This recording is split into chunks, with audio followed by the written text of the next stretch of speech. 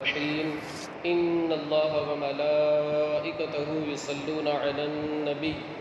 يا أيها الذين آمنوا صلوا عليه وسلموا تسليما اللهم صل على سيدنا ومولانا محمد معدن الجود والكرم وآله الكرام وابنه الكريم وبارك وسلم۔ کعبے کی رونق، کعبے کا منظر، اللہ اکبر اللہ اکبر، دیکھوں تو دیکھیں جاؤں برابر، اللہ اکبر اللہ اکبر۔ جو لوگ جا رہے ہیں انہیں مبارک، اللہ تعالیٰ ان کے عمرے کو، زیارتوں کو قبول فرمائے، اور ہم تمام مومنوں کو اللہ رب العزت زندگی میں بار بار اپنے گھر کی زیارت اور دیدار نصیب فرمائے، بار بار اپنے حبیب کے روضے کا دیدار نصیب فرمائے، اور مدینۃ الرسول ہی میں موت عطا فرمائے، جنت البقیع ہم تمام لوگوں کا مدفن بنائے۔ عزیزان ملت اسلامیہ، پہلے ہم سفر کے تعلق سے کچھ بیان کر دیں کہ ہمیں سفر میں کیا کیا ساتھ رکھنا ہے۔ جو ضرورت کی چیزیں ہیں وہ تو آپ جانتے ہی ہیں، لیکن سنت کیا ہے وہ میں آپ حضرات کو بتا دوں۔ تو ہمیشہ آئینہ، سرما، کنگھی اور مسواک، یہ چار چیزیں ہمیشہ اپنے ساتھ رکھنا سنت، یاد رہے گا۔ آئینہ، سرما، کنگھی اور مسواک، یہ چار چیزیں ہمیشہ اپنے ساتھ رکھیں، یہ سنت مبارکہ ہے۔ اس کے بعد آپ کو احرام کی 2 چادریں لینی ہیں، وہ تو آپ جانتے ہی ہیں، لیکن احرام کی چادر پتلا جو کپڑا آتا ہے اس کے مقابلے میں آپ تولیے والا جو کپڑا آتا ہے موٹا، وہ ملتا ہے باقاعدہ تیار، تو وہ آپ لیں گے تو زیادہ اچھا رہے گا، اس لیے کہ گرمی وغیرہ رہتی ہے، آپ کو طواف کرنا ہے، آپ کو پسینہ آئے گا۔ جب پسینہ آئے گا یا پھر آپ بارش وغیرہ ہوئی، اللہ کرے کہ بارش ہو جائے، بارش وغیرہ ہوئی یا پسینے سے آپ کا کپڑا بھیگ گیا، تو اگر پتلا کپڑا ہے تو ظاہر سی بات ہے اس میں پورا بدن چمکے گا، اور اگر بدن چمکے گا اور سطر وغیرہ کی کوئی چیز نظر آ رہی ہے تو پھر ایسی صورت میں نماز نہیں ہوگی۔ تو اگر موٹا کپڑا ہے، تولیے والا ملتا ہے کپڑے کی دکان پہ، وہ آپ اگر لیں گے تو زیادہ اچھا رہے گا، سطر پوشی بھی ہوگی، اور وہ کپڑا ایسا رہتا ہے کہ وہ پانی، پسینہ اور لیکوڈ چیز کو اپنے اندر جذب کر لیتا ہے، بہت زیادہ آپ کو پسینے کا احساس بھی نہیں ہوگا۔ اور ایک بیلٹ ہے، میں آپ کو بتاؤں گا، آپ نے دیکھا بھی ہوگا، اور ایک تسبیح آتی ہے 7 دانے کی، تسبیح آپ ضرور رکھ لیں، اس لیے کہ وہاں انسان بھول جاتا ہے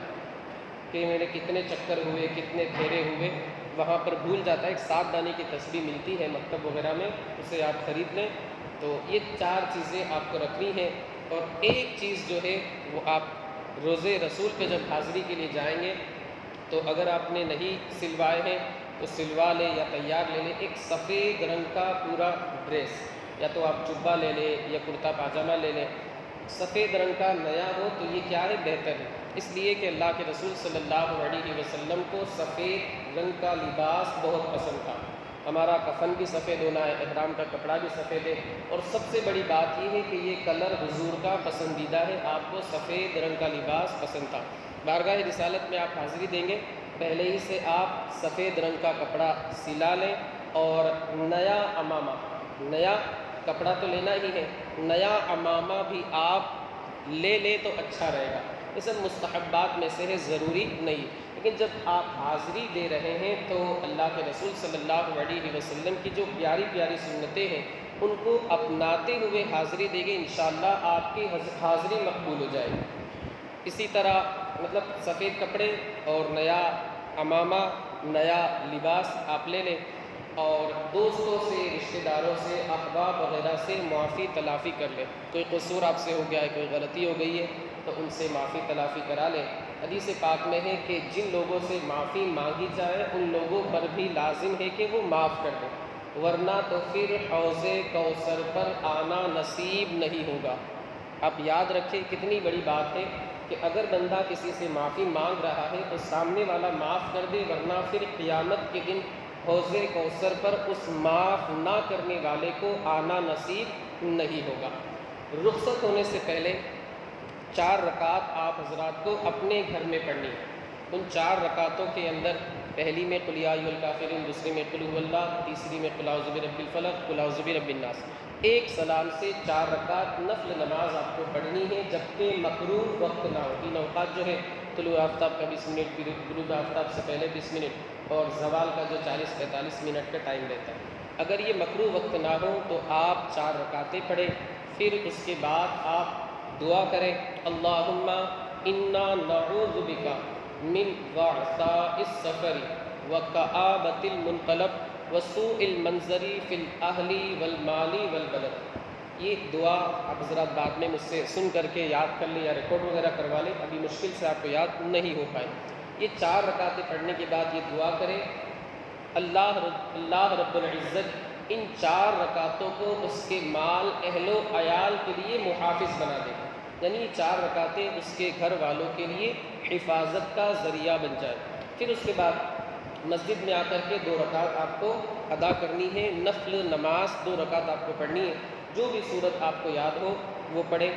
اور سفر کے لیے بہتر جمعہ، سنیچر یا پیر کا دن۔ اب آپ کی فلائٹ کے حساب سے ٹور والے نے کون سا دن چوائس کیا ہے، کون سا دن اس نے پسند کیا ہے، وہ ایک الگ چیز ہے، لیکن بہتر یہ ہے کہ جمعرات کو سفر کیا جائے یا سنیچر کو، سیٹرڈے، یا پھر پیر کو یعنی منڈے کو سفر کیا جائے، یہ بہتر ہے، مستحب۔ پھر گھر سے نکلتے وقت میں نے آپ کو بتایا یہ پڑھنا ہے، یہ دعا بھی پڑھنی ہے، آپ کو یاد ہوگی، آسان ہے، مشہور ہے، بسم اللہ توکلت علی اللہ ولا حول ولا قوۃ الا باللہ، مشہور و معروف ہے۔ آیت الکرسی ایک مرتبہ پڑھنی ہے،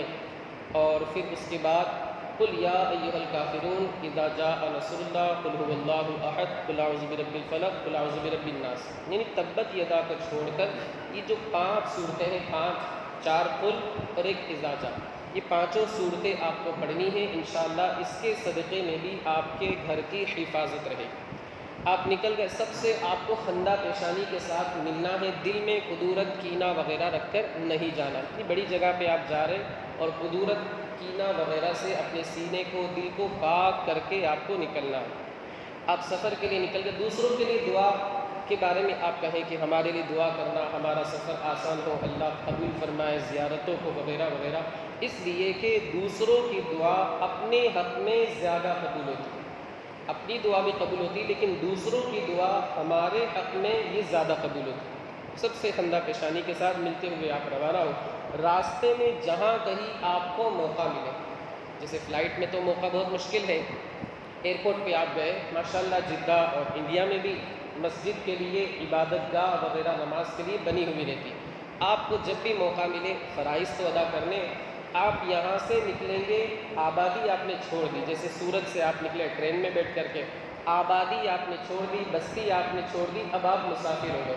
آپ کو نماز پڑھنی ہے، اب قصر کرنی ہے۔ مسئلہ آپ یاد رکھیں، نماز پڑھنی ہے آپ کو، قصر کرنی ہے۔ میں بتا رہا تھا کہ جب بھی آپ کو موقع ملے تو آپ 2 رکعت ہر مقام پر ضرور پڑھ لیا کریں۔ حدیث پاک میں ہے، حضرت انس بن مالک کی روایت ہے، رسول اللہ صلی اللہ علیہ وسلم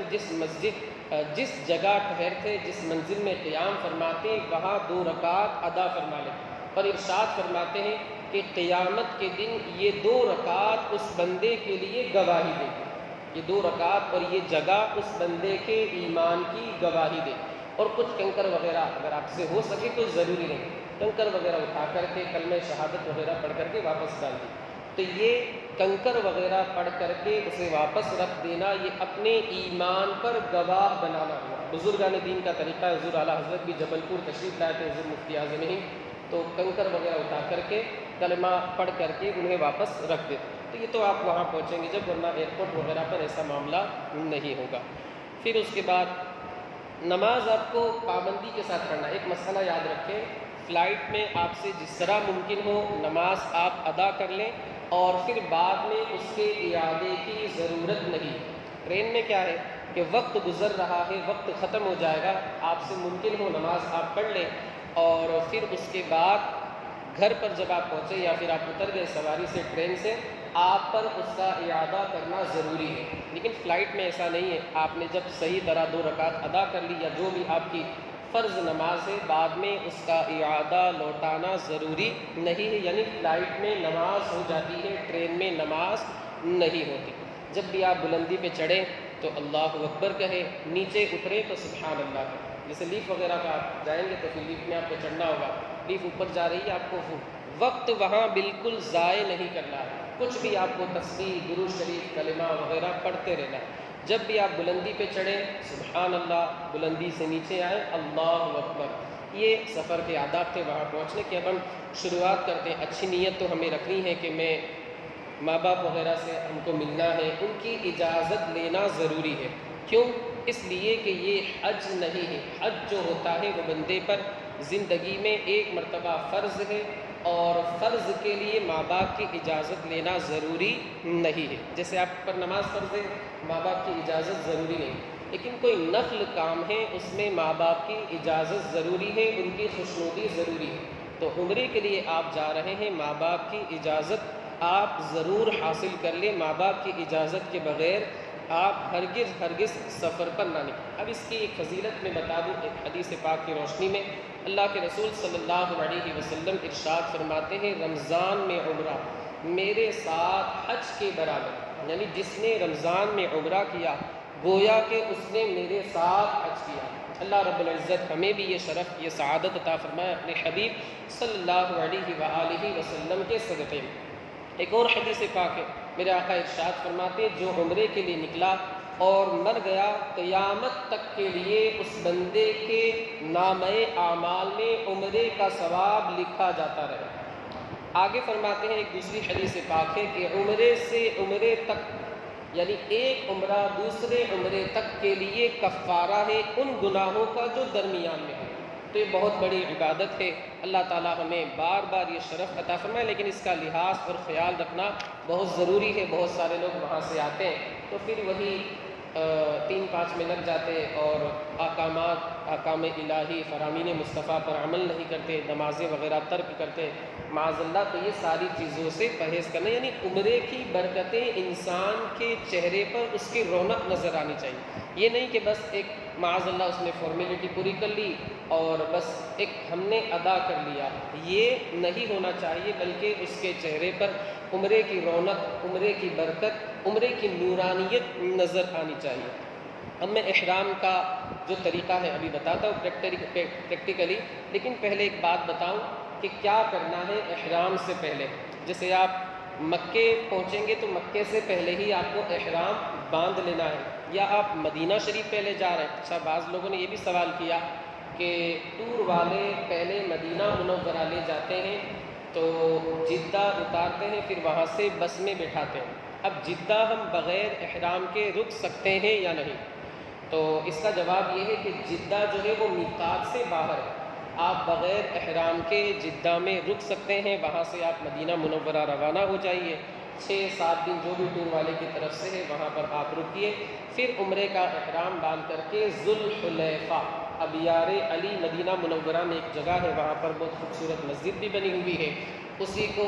مسجد میقات بھی کہا جاتا ہے۔ وہاں سے آپ عمرے کا احرام باندھ کر کے آئیے۔ احرام باندھنے سے پہلے کیا کرنا ہے؟ اولاً تو ناخن وغیرہ تراش لینے ہیں، بغل کے بال، ناف کے نیچے کے بال، اور انسان کے جسم سے جتنے بال دور کرنے کا حکم ہے، آپ سمجھتے ہوں گے، ہر جگہ کے بال وہ دور کر لیں، یعنی ہر ضرورت سے فارغ ہو جائے۔ پھر اس کے بعد خوب مل کر کے نہائے، مسواک وغیرہ کرے، اچھی طرح وضو کرے، اور جسم وغیرہ پر اگر خوشبو ہو تو جسم پر لگائے، احرام کے کپڑے پر بھی خوشبو لگائے۔ یہ اللہ کے رسول صلی اللہ علیہ وسلم کی سنت مبارکہ ہے۔ لیکن یاد رکھیں، وہ خوشبو بہت زیادہ نہ ہو کہ وہ دیر تک برقرار رہے۔ خوشبو کوئی حرج نہیں، لیکن خوشبو کا جرم، یعنی اتنی زیادہ خوشبو کہ نیت کرنے کے بعد اب اگر ہم اس پر کوئی کپڑا یا انگلی وغیرہ رکھ رہے ہیں تو ہماری انگلی میں اس خوشبو کے قطرے آ رہے ہیں، تو یہ اگر معاملہ ہے تو صدقہ، پھر اس کے بعد دم تک بھی بات، یعنی بکرے تک بھی بات جا سکتی ہے۔ اس کا خاص خیال رکھنا ضروری ہے۔ ہلکی پھلکی آپ خوشبو لگا لیں جسم وغیرہ پر، احرام کے کپڑے کے اوپر، لیکن یاد رہے کہ بہت زیادہ گیلی لیکوڈ خوشبو نہ لگائے کہ وہ بعد میں دوسری چیز پر چھوٹ کر کے لگے، ورنہ پھر دم تک یہ بات جا سکتی ہے۔ مرد حضرات 2 احرام کے کپڑے رکھیں گے، اور عورتیں جو ہے ان کا احرام وہی ان کے جسم کا جو لباس، یعنی جو کفنی اور پاجامہ وغیرہ ہے وہی ان کا احرام ہے، اس کے علاوہ اور کوئی ضرورت نہیں۔ ان کو چہرہ ڈھانک سکتی ہیں وہ، اور ویسے بھی ڈھانکنے کا حکم ہے، اور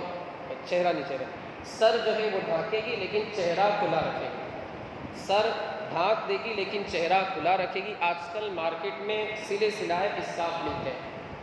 جس کو کہا جاتا ہے یہ احرام کا اسکارف ہے۔ تو اچھی بات ہے، کوئی حرج نہیں، لیکن یہ ضروری نہیں ہے کہ یہی احرام کا کپڑا ہے، یہ کوئی ضروری نہیں ہے، اس کا استعمال جائز ہے، لیکن یہ کوئی ضروری نہیں کہ یہی احرام کا کپڑا ہے، اس کے بغیر احرام نہیں ہوگا، بلکہ وہ اسکارف اچھا رہتا ہے اس لیے کہ اس سے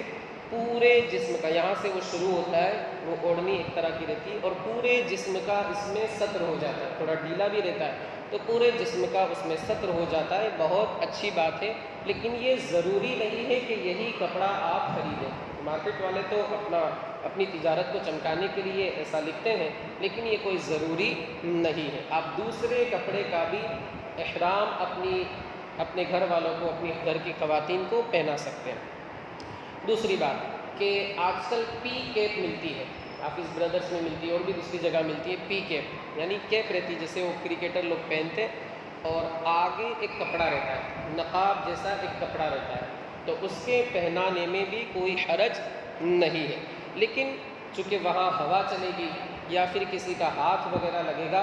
تو وہ کیپ کے آگے کا کپڑا ہے وہ چہرے سے مس ہوگا، اور چہرے سے کپڑا وغیرہ مس ہونا یعنی لگے گا تو یہ ایک حرام ہے، یعنی چہرے سے کپڑا وغیرہ مس نہیں ہونا چاہیے ورنہ یہ حرام کام کا ارتکاب ہو جائے۔ تو آپ اگر پردے میں رکھنا چاہتے ہیں اپنے گھر کی خواتین کو، اجازت ہے اس کی، لیکن یاد رہے کہ چہرے سے وہ کپڑا ہوا کی وجہ سے یا کسی کا ہاتھ وغیرہ لگنے کی وجہ سے اس کپڑے کا چھونا یعنی چہرے سے وہ کپڑا لگے یہ حرام ہے، اس کا خاص خیال رکھنا ضروری ہے۔ مرد حضرات ہاتھ میں دستانے نہیں پہن سکتے، اسی طرح پیر میں موزے نہیں پہن سکتے، لیکن عورتیں جو ہیں وہ موزے پہن سکتی ہے، پیر میں بھی موزے پہن سکتی ہے، ہاتھ کے موزے بھی پہن سکتی ہے۔ سلا ہوا تعویذ چاہے بازو میں ہو یا گلے میں ہو، مرد حضرات نہیں پہن سکتے، عورتیں پہن سکتی ہیں، انگوٹھی ہے، گھڑی ہے، چشمہ ہے، سب پہن سکتے چاہے عورت ہو چاہے مرد ہو۔ اب مرد حضرات نے نہا لیا، احرام وغیرہ جو ہے وہ انہوں نے باندھ دیا، میں بتا دوں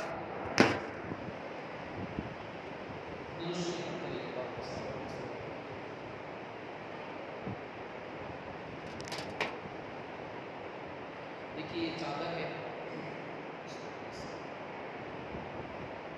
دو تین طریقے ہیں اس کا، طریقے ہیں اس کے، ایک آسان ہو گیا، ایک تو یہ ہو گیا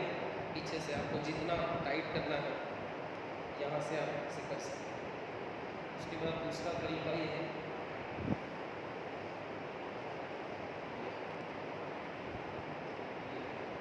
یہ آسان والا طریقہ ہے اور یہ اچھا ہے، اس میں ستر بھی رہے گا، آپ بیٹھیں گے تو پھر یہ بیچ میں سے کھل نہیں جائے گا، کافی جگہ ہے، یہ اچھا آسان طریقہ ہے، اور جتنا آپ کو ٹائٹ کرنا آپ کی صحت کے حساب سے یہ کر سکتے ہیں۔ اور اوپر والی جو چادر ہے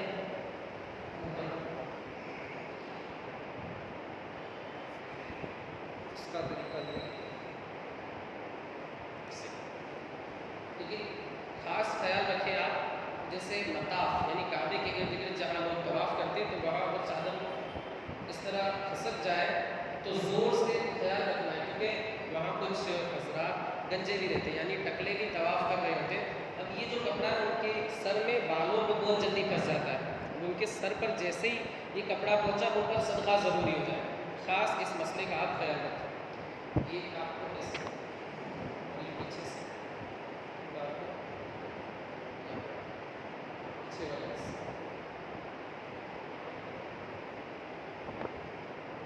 اس کو یہ یہ ہو گیا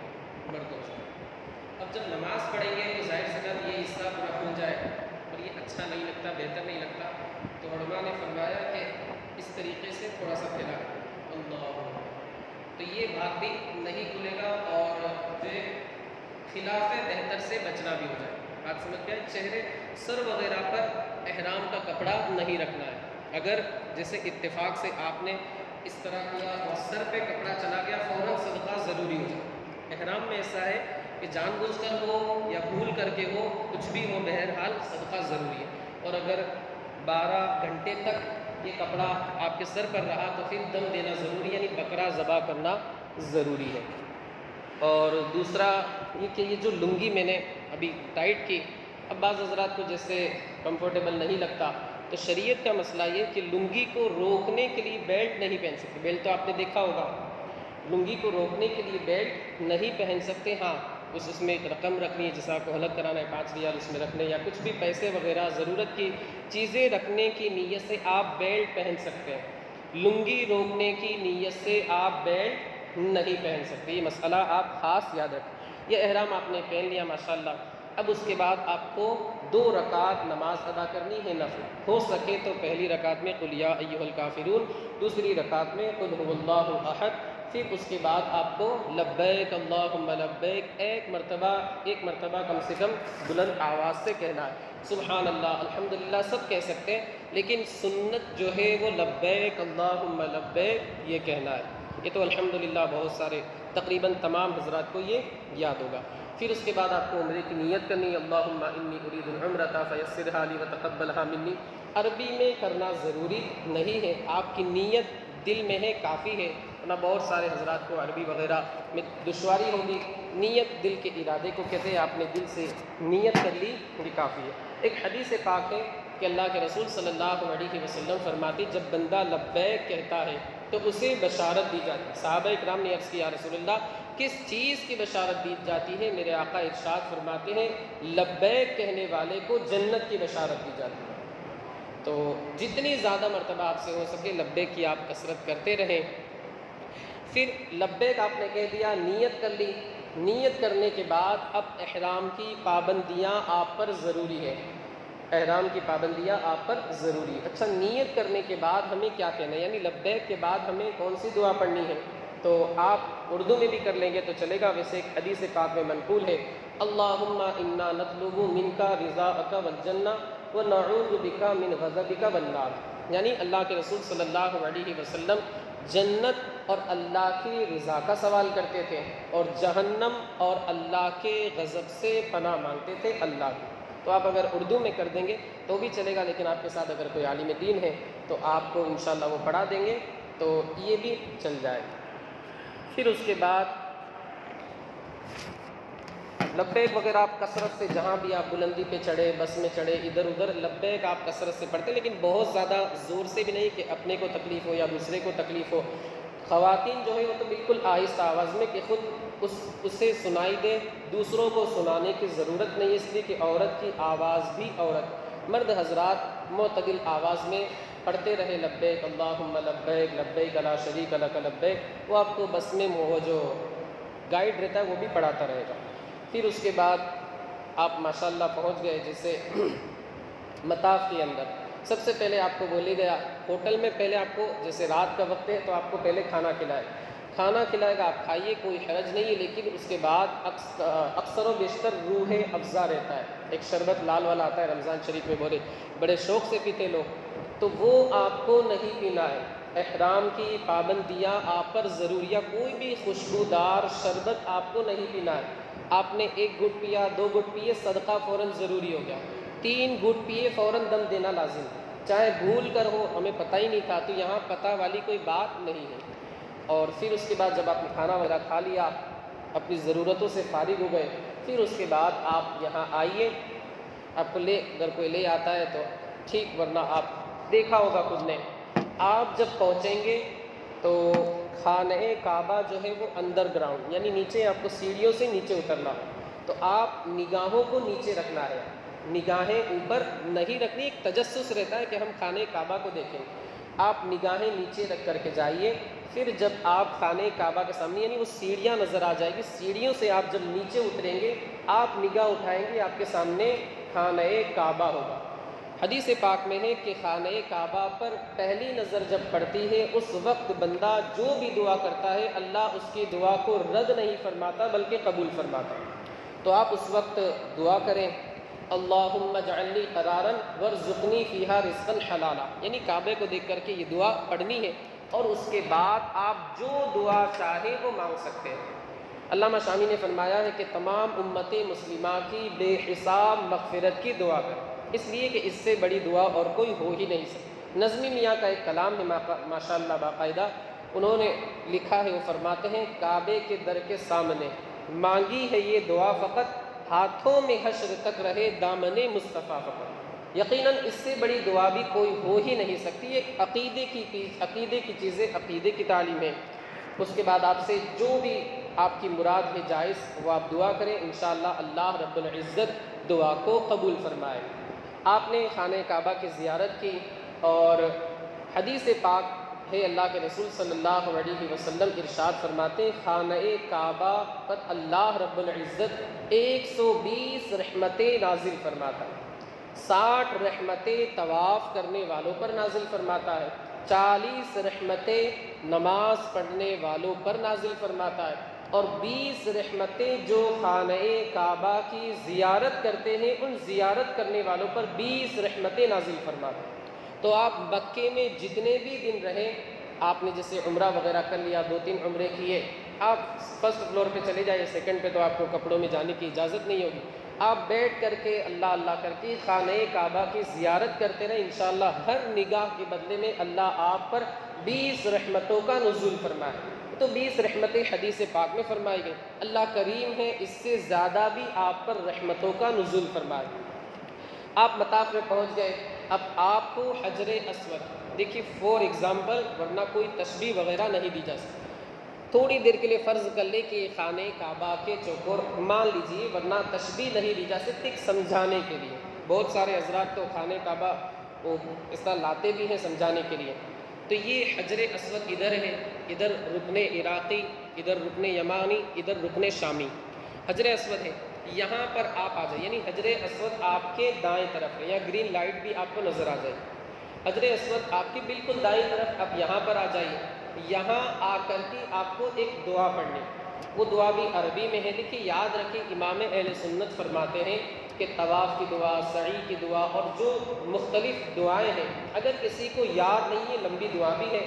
طواف کے 7 چکر کی کافی لمبی لمبی دعا ہے، اگر کسی کو یاد نہیں ہے مگر اس دعا کی جگہ بندہ درود شریف پڑھتا ہے، اللہ اپنے حبیب کے صدقے میں اس کے تمام کاموں کو بنا دے گا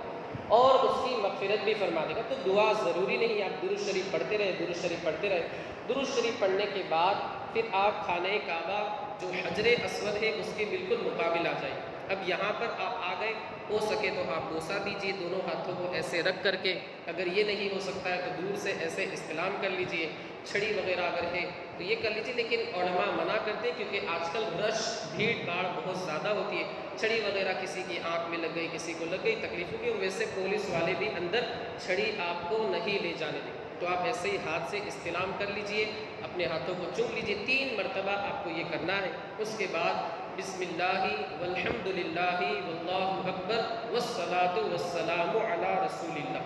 یہ آپ کو کہنا ہے۔ اب یہ کہنے کے بعد پھر آپ کو ایسے ہو جانا ہے، یعنی خانہ کعبہ آپ کے بائیں طرف، یہاں سے پھر آپ کو طواف آپ کو شروع کرنا ہے۔ طواف 7 چکروں کی مختلف الگ الگ دعائیں ہیں، اگر بہت لمبی دعا ہے آپ اگر پڑھنا چاہیں تو بہت اچھی بات ہے، اور اگر نہیں پڑھنا چاہتے تو جو آپ کو دعا کرنی ہو وہ دعا آپ کرتے رہیں۔ یہاں سے گھوم کر کے آپ یہاں پر آئے، اب یہ جو حجر اسود ہے اور رکن یمانی، اس کے درمیان جو دیوار ہے اسے مستجاب کہا جاتا ہے، مستجاب یعنی قبول ہونے کی جگہ۔ حدیث پاک میں ہے کہ اس جگہ یعنی مستجاب جو دیوار ہے یہاں پر انسان کی جو دعا ہوتی ہے اس پر آمین کہنے کے لیے 70,000 فرشتے مقرر ہوتے ہیں، یعنی بندہ اس جگہ آ کر کے دعا کرتا ہے تو 70,000 فرشتے اس کی دعا پر آمین کہتے ہیں۔ تو آپ بہترین دعا جو ہے وہ یہ ہے، اللہم ربنا آتنا فی الدنیا حسنہ وفی الآخرۃ حسنہ وقنا عذاب النار، یہ آپ کا ایک چکر مکمل ہو گیا۔ اب واپس آپ حجر اسود پہ، آپ نے دیکھا، آپ جائیں گے تو دیکھیں گے بہت سارے لوگ اسپیڈ میں فٹافٹ فٹافٹ فٹافٹ ایسے ہی، جیسے یہ حجر اسود ہے تو دور سے، یعنی پورا سینہ اس کی طرف نہیں کرتا، آپ کو جلدی بازی نہیں کرنی ہے، اطمینان سے آپ اس کے بالکل مقابل ہو جائیے، استلام کیجئے، وہ پڑھیے بسم اللہ والحمد للہ، وہ پڑھنے کے بعد پھر آپ دوسرا چکر شروع کر دیں۔ میں بتانا بھول گیا، استباع کا مطلب یعنی اس طرح پورا ایک کھول دینا ہے، دایاں بازو ہے پورا کھول دینا ہے، یہ 7 چکر میں آپ کو دایاں کاندھا کھلا رکھنا ہے، اور شروع کے 3 چکر میں آپ کو رمل کرنا ہے، یعنی اکڑ کر کے چلنا ہے، چھوٹے چھوٹے قدم سے، ایسا لگے دیکھنے والے کو کہ کوئی پہلوان چل رہا ہے، سینہ نکال کر کے۔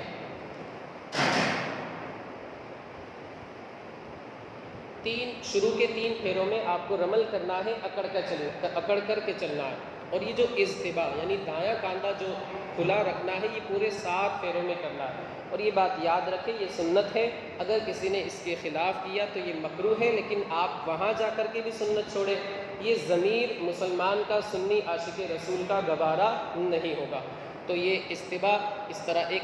چکر مکمل ہو گیا، 7 چکر اسی طرح آپ کو مکمل کرنے۔ 7 چکر مکمل کرنے کے بعد مقام ابراہیم یعنی حجر اسود کے سامنے ہی آپ کو مقام ابراہیم گول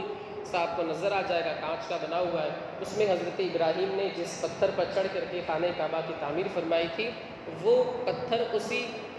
گول کانچ کا جو بنا ہوا ہے اس کے اندر آپ کو نظر آ جائے۔ اس کے پیچھے آپ کو جانا ہے اور آیت کریمہ قرآن عظیم کی پڑھنی ہے، وَاتَّخِذُوا مِن مَّقَامِ إِبْرَاهِيمَ مُصَلًّى، پہلے پارے کی سورہ بقرہ کی آیت ہے۔ اگر آپ کو یاد ہے تو ٹھیک، نہیں یاد ہے کوئی بات نہیں، اگر کوئی عالم دین حافظ قرآن ہے اسے آپ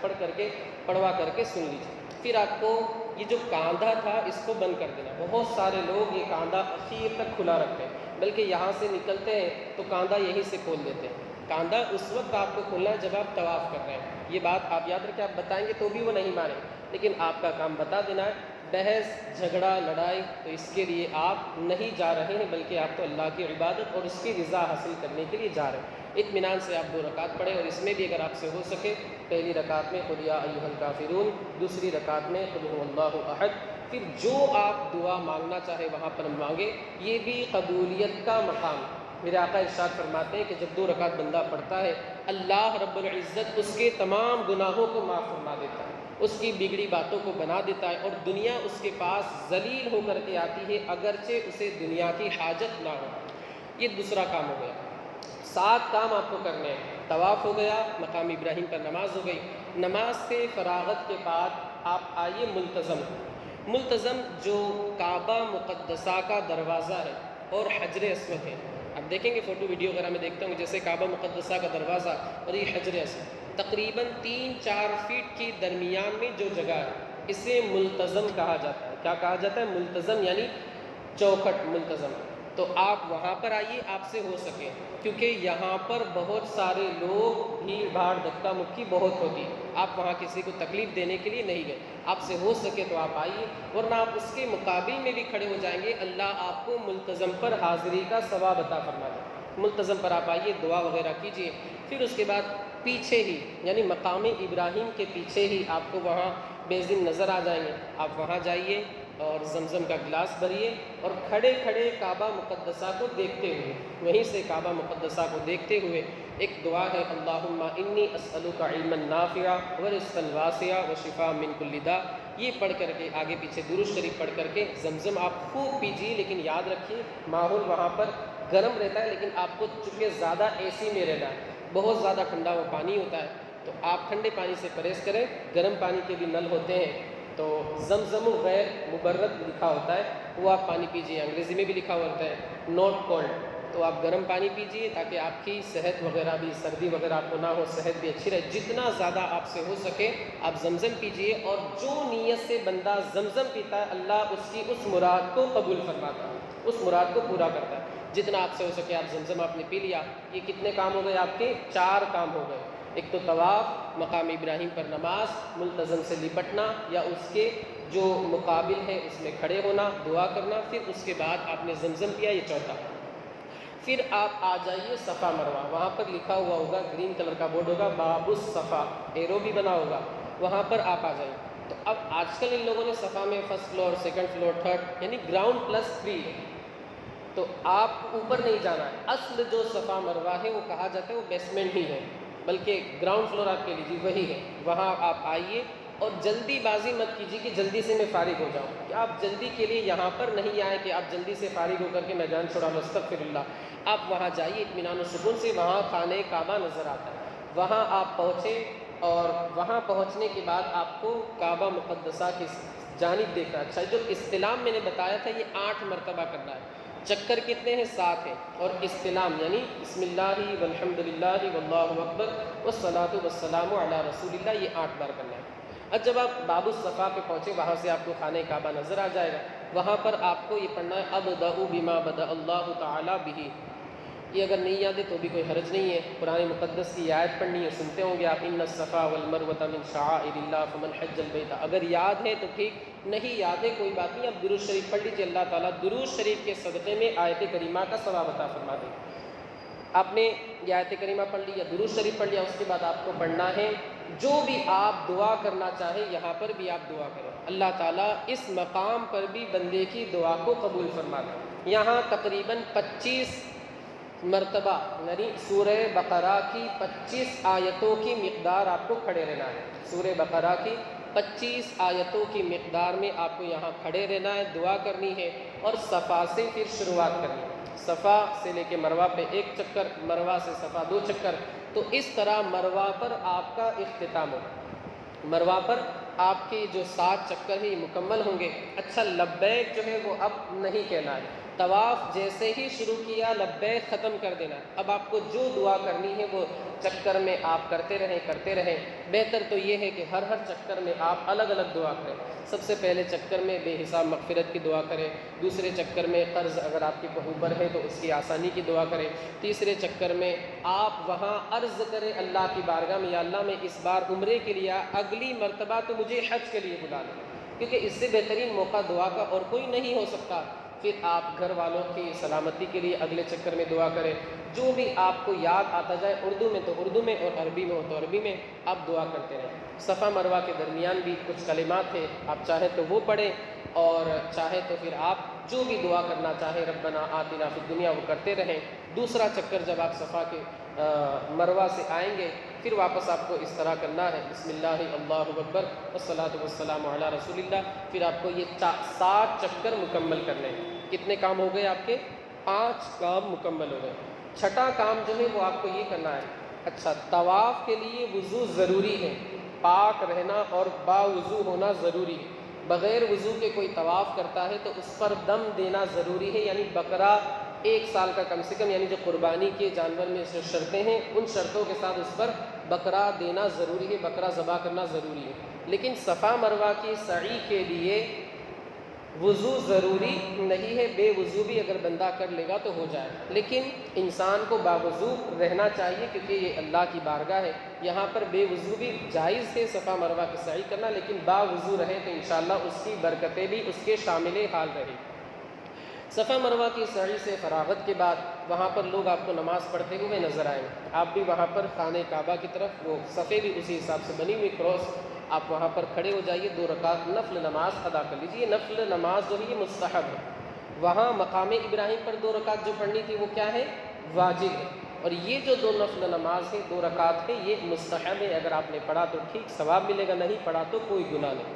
2 رکعت سے فارغ ہونے کے بعد آپ خوب دعا کریں، یہ بھی دعا کی قبولیت کا مقام۔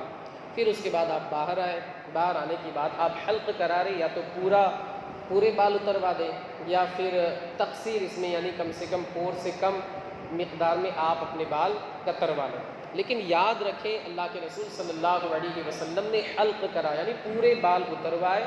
اور اللہ کے رسول صلی اللہ علیہ وسلم نے حلق کرانے والوں کے لیے یعنی جو پورے بال اترواتے ہیں ان کے لیے 3 مرتبہ مغفرت کی دعا فرمائی، اور جو بالوں میں تقصیر کرواتے ہیں یعنی چھوٹے چھوٹے بال رکھتے ہیں ان لوگوں کے لیے 1 مرتبہ مغفرت کی دعا فرمائیں۔ اب فیصلہ آپ کے ہاتھوں میں کہ آپ 3 مرتبہ مغفرت کے سوال والی فہرست میں جانا چاہتے ہیں یا 1 مرتبہ مغفرت کے سوال والی فہرست میں جانا چاہتے ہیں۔ یہ آپ کا الحمدللہ عمرہ مکمل ہو گیا۔ بہت ساری چیزیں اس میں جائز، ناجائز، حرام، مکروہ، بہت لمبی تفصیلیں، وقت کی اتنی گنجائش نہیں ہے کہ اسے بیان کیا جا سکے۔ آپ کو جو کچھ بھی پوچھنا ہو انشاءاللہ باہر کسی بھی نماز کے بعد آپ پوچھ سکتے ہیں، انشاءاللہ العزیز میں جواب دینے کی کوشش کروں گا۔ فی الحال نہیں معلوم ہے، کتاب دیکھ کر کے اپنے بڑوں سے رابطہ کر کے آپ کو انشاءاللہ جواب دینے کی ضرور کوشش کروں۔ بس 2-3 چیزیں زیارت کی ہے، 5 منٹ میں اسے بیان کر کے اپنی گفتگو کو ختم کر دوں۔ پہلی بات تو صفا مروہ سے جب آپ فارغ ہوں گے گیٹ آپ کو نظر آئے گا، مروہ کے باہر جہاں ابھی آپ نے نماز پڑھی، نماز سے باہر آئیں گے آپ کو لوگ جاتے ہوئے نظر آئیں گے، وہاں پر ایک برج بھی ہے، وہ برج جہاں پر مکمل ہوتا ہے وہاں ایک لائبریری ہے، وہ لائبریری جو ہے وہ حضور صلی اللہ علیہ وسلم کی ولادت گاہ ہے، وہاں آپ کی مقدس مبارک بابرکت ولادت ہوئی، اس دل افروز ساعت پہ لاکھوں سلام، وہی جگہ ہے جہاں آپ صلی اللہ علیہ وسلم کی ولادت ہوئی تھی، آپ کو پتہ چل جائے۔ اسی جگہ حضرت خدیجہ کا مکان تھا، لیکن آج کل اسے بالکل ختم کر دیا۔ اب ادھر تھوڑا سا ایک بہت بڑی بلڈنگ آپ کو نظر آئے گی، یہاں پر تھا جبل ابو قبیس، اس پہاڑ کو ختم کر دیا گیا، بہت بابرکت پہاڑ ہے، کہا جاتا ہے کہ یہیں پر حضرت آدم کا مزار ہے، لیکن ایک مضبوط روایت یہ ہے کہ حضرت آدم کا مزار مسجد خیف میں ہے جو کہ مینا میں ہے، وہاں 70 انبیاء کرام کے مزارات ہیں اور 70 انبیاء کرام نے وہاں پر نمازیں پڑھی ہیں۔ تو یہ جبل ابو قبیس آج کل تو ختم ہے، بس آپ ایسے ہی زیارت کر لیں، وہاں پر آج محل بنا دیا گیا ہے، کہا جاتا ہے، روایتوں میں آتا ہے کہ اسی جبل ابو قبیس پہ چڑھ کر کے اللہ کے رسول صلی اللہ علیہ وسلم نے چاند کے 2 ٹکڑے فرمائے، اتنا بابرکت مبارک، اور کہا جاتا ہے کہ حجر اسود طوفان نوح میں اسی جگہ رکا تھا، پھر حضرت ابراہیم کو بتایا تھا کہ یہاں پر میں ہوں، اس طرح حجر اسود نے خود کلام کیا تھا۔ آج کل وہ پہاڑ ختم کر دیا گیا ہے، آپ ایسے ہی زیارت کر لیں۔ کہا جاتا ہے، ہمارے ایک ملنے جلنے والوں نے بتایا کہ وہ جو محل ہے بادشاہ کا، تو پہاڑ کی جتنی اونچائی تھی اور اس اونچائی پہ چڑھ کر کے اللہ کے رسول صلی اللہ علیہ وسلم نے چاند کے 2 ٹکڑے فرمائے تھے، تو آج اس کھڑکی کا کلر الگ ہے، یعنی لگاتار کھڑکیاں ہیں، سب کا مثال کے طور پر گرین کلر ہے، لیکن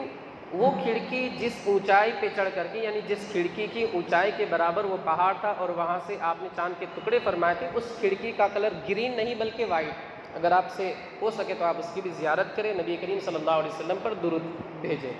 اس کے بعد ہم حتیم کی بات کریں تو حتیم کے تعلق سے آتا ہے کہ جس نے حتیم میں نماز پڑھی گویا کہ اس نے خانہ کعبہ میں نماز پڑھی۔ آپ سے ہو سکے حتیم میں نماز پڑھے، آج کل لائن کا سسٹم ہے، آپ لائن لگائیں اطمینان و سکون کے ساتھ، لائن جو ہے خانہ کعبہ سے بالکل متصل ہو کر کے لگتی ہے، آپ خانہ کعبہ کو چومیے، دعا کیجیے، اپنے بدن کو لگائیے، گڑ گڑائیے، لیکن ابھی آپ احرام میں ہیں، اس کا آپ خیال رکھیں کیونکہ جو غلاف ہوتا ہے اس میں خوشبو رہتی ہے، تو آپ تھوڑا سا احتیاط کریں، اپنے جسم کو لگائیں، روئیں، دعائیں کریں، لیکن احتیاط ضرور کریں۔ پھر اس کے بعد حجر اسود، یہ تو بہت مبارک ہے، کہا جاتا ہے جب یہ جنت سے اترا تھا تو دودھ کی طرح سفید تھا، اس نے لوگوں کے گناہوں کو اپنی جانب کھینچا، جب لوگوں کے گناہوں کو اپنی جانب کھینچا اسی وجہ سے، یعنی لوگوں کے گناہوں کی وجہ سے یہ سیاہ ہو گئے، تو بہت بابرکت ہے، اگر آپ سے ہو سکے تو آپ اس کو چومیں، بوسا دیں، لیکن دھکم دکھی کسی کو تکلیف دینا یا عورتیں وغیرہ بھی بہت رہتی ہے تو آپ دور سے استلام کریں، اللہ تعالیٰ آپ کو حجر اسود چومنے کا ثواب عطا فرمائے۔ باہر آپ آئیں، دار توحید آپ کو نظر آئے، کنگ عبدالعزیز گیٹ آج کل تو بند ہے، اس کے رینوویشن کا کام چل رہا ہے، سامنے آپ کو کلوک ٹاور، زمزم، ابراج، صفا، بن داؤد، یہ سب پورے لگاتار ہوٹل ہیں، جہاں دار توحید ہے، دار توحید، تو یہ وہی جگہ ہے، اسے محلہ مسفلہ کہا جاتا ہے، یعنی مسفلہ محلہ، یہاں پر حضرت ابراہیم علی نبینا وعلیہ الصلاۃ والتسلیم کا مکان تھا، اور اسی جگہ حضرت ابوبکر صدیق اور حضرت عمر فاروق اعظم رضی اللہ تعالی عنہما کا مقام تھا، یہاں پر حضرت ابوبکر صدیق اور حضرت عمر فاروق اعظم کا مقام۔ مینا، مزدلفہ، عرفات، یہ تو آپ کو وہ معلمین لے جائیں، وہاں حضرت ابراہیم نے جہاں دمبا ذبح فرمایا تھا وہ جگہ بھی ایک چھوٹا سا گنبد ہے، اور مسجد خیف جہاں پر 70 انبیاء نے نماز پڑھی تھی، 70 انبیاء کرام کی قبریں بھی، وہ مسجد بند رہتی ہے، صرف حج میں کھلتی ہے، عرفات میں بھی بہت بڑی مسجد ہے، وہ بھی بند رہتی ہے، صرف حج میں کھلتی ہے، تو قریب قریب آپ کو اترنے دیں گے، آپ 2 رکعت نفل ادا کر لیں، مکروہ وقت نہ ہو۔ اور 1-2 زیارت اور، ایک نواریہ کر کے جگہ ہے، یعنی مکے سے 80 یا 90 کلومیٹر دوری پر نواریہ کر کے ایک جگہ ہے، ضلع بدل جاتا ہے، وہ ڈسٹرکٹ ہے، وہاں پر حضرت میمونہ کا مزار ہے، آپ جائیں گے، ڈرائیور کر لیں تو زیادہ اچھا رہے گا، گاڑی کر لیں تو آپ کو نواریہ ایک پولیس چوکی آتی، چیک پوسٹ آتی، وہاں پر اتار دے گا، پھر آپ کو 2.5 کلومیٹر ادھر چلنا ہے، وہاں حضرت میمونہ کا مزار روڈ پر ہی ہے، کہا جاتا ہے، ہم نے کتابوں میں پڑھا ہے کہ سعودی والے وہاں پر روڈ بنانا چاہتے تھے، ظاہر سی بات ہے درمیان میں جو بھی قبر آتی تھی یہ لوگ بالکل اس کو بلڈوزر چلا دیتے، جب بلڈوزر آیا شہید کرنے کے لیے تو حضرت میمونہ کی کرامت دیکھیں، وہ بلڈوزر پورا الٹا ہو گیا، بلڈوزر پورا الٹ گیا، ایک مرتبہ ہوا، دوسری مرتبہ پھر بلڈوزر لایا گیا، حضرت میمونہ کی کرامت سے وہ بلڈوزر پورا الٹ گیا، 3-4 مرتبہ ایسا ہوا، مجبور ہو کر کے انہوں نے وہ اتنا راستہ چھوڑ دیا اور آگے سے روڈ نکالی، تو آپ سے ہو سکے کچھ 100 ریال 150 ریال وہ لے گا، اگر آپ سولجری میں جا رہے ہیں تو اس کی زیارت کریں، اور ہر مقام پر آپ سب کے لیے دعا کریں، اہل سنت و جماعت کے لیے، اس گنہگار کے لیے بھی آپ خاص نام لے کر کے دعا کریں، ایک جارانہ سے 3 عمرے یا 4 عمرے کم سے کم آپ کو کرنے ہیں، یہ آخری بات، 3 عمرے یا 4 عمرے کم سے کم آپ یہاں سے عہد بنا کر کے چلیں، ایک تو مسجد عائشہ سے، تنعیم جسے کہا جاتا ہے، وہ 7 کلومیٹر وہاں سے دور ہے، مدینہ شریف سے بڑا عمرہ آپ کریں گے، اور اگر آپ سے ہو سکے تو حدیبیہ سے بیر شمیس وہاں سے آپ ایک عمرہ کریں، 3 ہو گئے، اور ایک عمرہ طائف سے آپ کریں جہاں پر حضور صلی اللہ علیہ وسلم کی والدہ ماجدہ یعنی حضرت حلیمہ سعدیہ کا مکان تھا، وہاں سے آپ 80-90 کلومیٹر ہے، آپ کی پوری جماعت ہوگی تو سستا پڑے گا، وہاں سے آپ ایک عمرہ کریں، 4 ہو گئے۔ ایک عمرہ آپ جارانہ سے ضرور کریں، اس لیے کہ جارانہ سے حضور فرماتے صلی اللہ علیہ وسلم کہ جارانہ، جعرانہ اصل لفظ ہے لیکن آج کل جارانہ کہا جاتا ہے، وہاں سے 300 انبیاء کرام نے عمرے کا احرام باندھا ہے۔ کتنے؟ 300 انبیاء کرام نے عمرے کا احرام باندھا ہے۔ اور شیخ عبدالعزیز محدث دہلوی کے استاد یعنی شیخ عبدالوہاب وہ فرماتے ہیں کہ موقع ملے تو جارانہ سے عمرے کا ضرور احرام باندھنا، اس لیے کہ یہاں پر میں نے ایک رات میں 100 سے زائد مرتبہ خواب میں حضور صلی اللہ علیہ وسلم کے چہرے کا دیدار کیا۔ 22 کلومیٹر یا 25 کلومیٹر ہے، اگر آپ کی جماعت ہے تو آپ کو سستا پڑے گا، وہاں سے آپ ضرور عمرے کا احرام باندھیں۔ وہاں پر اللہ کے رسول صلی اللہ علیہ وسلم نے ایک عصا گاڑا تھا اور وہاں پر ایک چشمہ جاری ہو گیا تھا، اس کا پانی ایک دم ٹھنڈا میٹھا، آج کل وہ کنواں ختم ہو گیا ہے لیکن آپ وہاں جائیں، حضور صلی اللہ علیہ وسلم نے بھی وہاں سے عمرے کا احرام باندھا ہے۔ آپ کی سعادت کو بھی حاصل کریں، مولا عز و جل آپ کے عمرے کو قبول فرمائے، آپ کی زیارتوں کو مقبول فرمائے، اور ہمیں بھی بار بار عمرے کی سعادت، حج بیت اللہ کی سعادت سے مشرف فرمائے۔ جو کچھ بھی پوچھنا ہو میں نے کہا آپ باہر مجھ سے پوچھ سکتے ہیں۔ اللہ تعالیٰ آپ کی زیارتوں کو قبول فرمائے۔ انشاءاللہ پرسوں بعد نماز ظہر مدینہ منورہ میں حاضری کا طریقہ، بارگاہ رسالت میں حاضری کا طریقہ بیان کیا جائے گا۔ آپ حضرات سے گزارش ہے آپ بھی آئیں، اپنے دوستوں احباب کو بھی لائیں۔ وصلی اللہ تعالیٰ علی خیر خلقہ ونور عرشہ سیدنا مولانا محمد وعلی آلہ واصحابہ اجمعین برحمتک یا ارحم